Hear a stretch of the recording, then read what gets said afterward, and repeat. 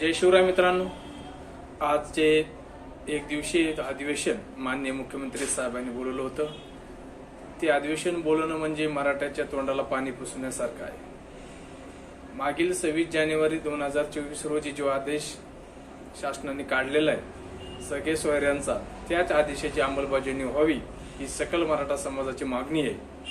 कारण की आज जे आदेश काढलेला आहे तो आदेश काढणं आणि त्यामध्ये शाळेत आणि नोकरीत 10% आरक्षण देणं हे टिकणारं आरक्षण नाही, हे फसवणुकीचं आरक्षण आहे। कारण की 50%च्या वरती आरक्षण देता येत नाही, त्यामध्ये कायद्यामध्ये बदल करावा लागेल।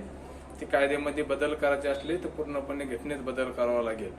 कारण की यापूर्वी सुद्धा फडणवीस साहेबांनी 2018 मध्ये मराठ्यांना आरक्षण दिलं होतं। 1.5 वर्ष मुलांनी 1.5 वर्ष ते आरक्षण टिकलं, पण ते आरक्षण कायमस्वरूपी चौकटीत टिकलं नाही। त्यासाठी हे पशु आरक्षण आदरणीय एकनाथ शिंदे साहेबांनी देऊ नये अशी त्यांना आमची सकल मराठा समाजाच्या वतीने विनंती।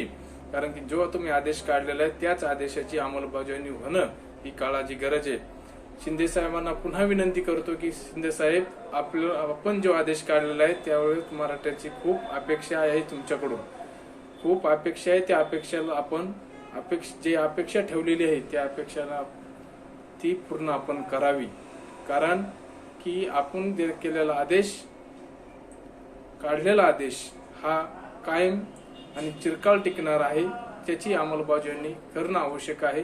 आम्हाला 50%च्या आतमध्येच ओबीसी मधलं आरक्षण हवंय। ज्या नोंदी आपण ओबीसी आरक्षणाच्या सापडलेल्या आहेत त्या नोंदीच्या आधारावरच सगळे सोयऱ्यांना आपण आरक्षण द्यावं हीच माननीय मुख्यमंत्री साहेबांना नम्र विनंती। अन्यथा यानंतरचे परिणाम आपल्याला सर्वांना माहिती आहे काय होईल ते। कारण की पुढील दिशा माननीय मनोज जरांगे पाटील यांनी उद्याच्याला बैठक ठेवलेली, अजूनही आपल्याला हा वेळ आहे, आजचा जो दिवसाचा वेळ आहे अजूनही वेळ आहे। अन्यथा येणाऱ्या काळात याचे परिणाम आपल्याला भोगावे लागतील।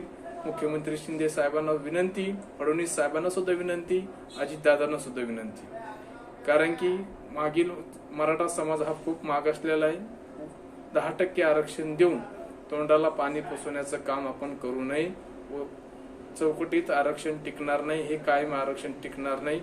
आपण म्हणत असाल तर हे टिकणार आहे, तर मग मागील 2018 मध्ये फडणवीस साहेबांनी जे आपल्याला आरक्षण दिलं होतं मग ते का टिकलं नाही?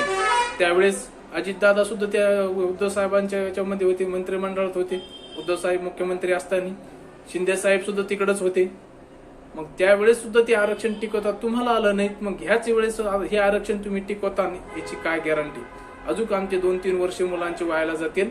आमच्यासारखे मुलांचे वय निघून गेल्यानंतर पुन्हा आम्हाला पुन्हा लढण्यापेक्षा जे आपण आदेश काढलेला 26 जानेवारीला तो आदेशाचीच आपण अंमलबजावणी करावी ही पुन्हा आपला सकल मराठा समाजाच्या वतीने मी आपणास विनंती करतो आणि इथं थांबतो। जय हिंद, जय महाराष्ट्र।